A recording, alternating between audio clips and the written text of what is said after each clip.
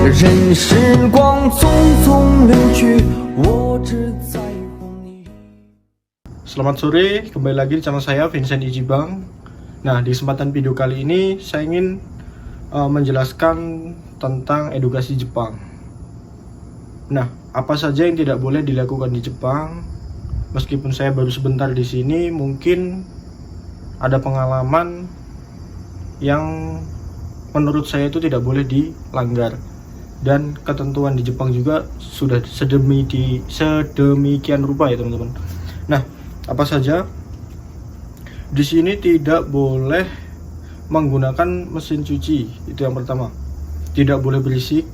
Pertama, tidak boleh berisik, entah itu suara musik, entah itu kita berbicara keras-keras di malam hari, di siang hari, bahkan kalau keras-keras itu mengganggu. Mesin cuci juga penggunaannya tidak boleh asal-asalan ya. Jadi mesin cuci hanya bisa digunakan ketika siang hari saja. Ketika pagi, terlalu pagi itu tidak boleh, dan sore di atas jam 6 sore itu tidak boleh digunakan. Harus jam 7 pagi sampai jam 6 sore baru bisa digunakan. Kenapa tidak boleh? Meskipun mesin cuci itu suaranya pelan, tapi di Jepang itu dianggap mengganggu ketenangan warga sekitar. Itu benar sekali teman-teman. Nah, yang kedua, tidak boleh main HP saat berjalan kaki ataupun naik sepeda.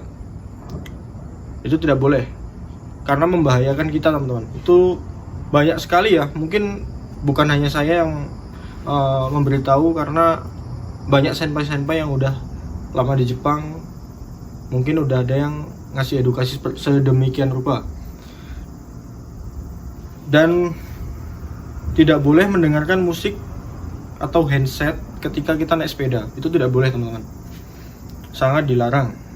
Dan yang ketiga teman-teman, ketika kita minum osake dan di bawah umur 20 tahun itu tidak diperbolehkan di Jepang. Mungkin kalau saya boleh ya, karena saya di atas 20 tahun gitu. Kalau di bawah 20 tahun itu tidak boleh di Jepang. Mungkin akan ditangkap polisi. Entah itu didenda, entah itu diapain, kita nggak tahu ya. Jadi mungkin kita harus mematuhi peraturan itu, karena tidak asal-asalan di Jepang teman-teman. Menurut saya budaya Jepang itu sangat ketat untuk mendidik kita peserta magang, entah itu Tokotegino, membentuk sikap kita, kedisiplinan kita, mandiri kita di Jepang ini teman-teman. Nah, apalagi ya? Nah, pejalan kaki ini khususnya. Pejalan kaki itu tidak boleh menyeberang asal-asalan teman-teman. Mungkin saya tidak bisa menjelaskan secara ini ya, tapi ada zebra cross ya. Kalau di Jepang ada juga. Kita tidak boleh asal terobos zebra cross ketika lampu untuk pejalan kaki itu masih merah. Tapi kalau sudah hijau itu boleh teman-teman. Jadi seperti itu. Dan yang keberapa ini? Keempat mungkin ya. Yang keempat, tidak boleh ambil foto. Ini banyak sekali teman-teman, mungkin hal kecil tapi menyepelekan. Di Jepang itu nggak boleh ambil foto sembarangan.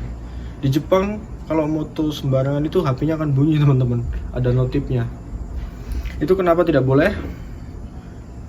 Karena itu privasi teman-teman. Jadi kita tidak boleh asal ambil video atau foto orang Jepang ketika sendirian, kecuali kalau rame, misal di Shibuya kayak gitu, di persimpangan itu boleh karena rame ya. Cuman kalau asal foto cekrek, itu ada kasusnya teman-teman di Jepang. Dan yang kelima, tidak boleh menyapa anak kecil meskipun itu tetangga kalian, kalau kalian tidak mau didatangi polisi ya teman-teman. Kenapa? Karena di Jepang itu menyapa anak kecil itu dianggap kejahatan, karena udahlah di sini hidupnya sendiri-sendiri, nggak bodoh-bodoh amat gitu, nggak ngurusin orang lain, nggak ini, pokoknya hidup sendirilah, mandiri gitu. Ketika disapa malah didatengin polisi. Jadi seperti itu teman-teman. Banyak kasus ya, karena di Karena pada anak kecil itu tasnya itu ada alarmnya, ketika dia dalam kondisi darurat itu ada alarmnya, bisa dipencet ya teman-teman, dan akan bunyi. Kacau kan.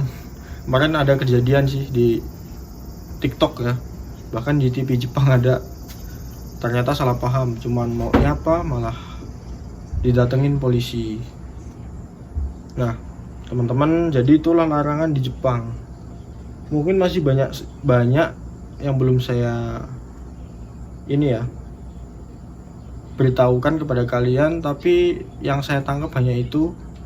Mungkin kalau ada lebih-lebihnya, kalau ada pertanyaan, kalian ingin bertanya, mungkin bisa tanya di kolom komentar ya, karena saya juga belum lama di sini, jadi mungkin belum cukup untuk memberitahu teman-teman yang mau berangkat ke Jepang. Tapi itulah pengalaman saya, dan itulah kejadian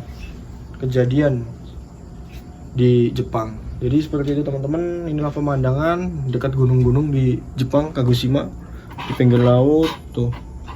Kemarin di Kumamoto ya, itu masih banjir. Semoga yang teman-teman di Kumamoto selalu dalam lindungan Tuhan Yang Maha Esa, dan diberikan rezekinya bertambah, karena sekarang lagi ada banjir ya. Mungkin untuk teman-teman yang sudah membantu teman-teman di Kagoshima, terima kasih. Mungkin banyak yang membantu karena keadaannya sekarang lagi banjir gitu. Mungkin sekarang udah susut lah, kemarin saya lihat. Jadi terima kasih yang udah tonton, semoga video ini bermanfaat. Kalau ada tutur salah kata, mohon maaf. Terima kasih.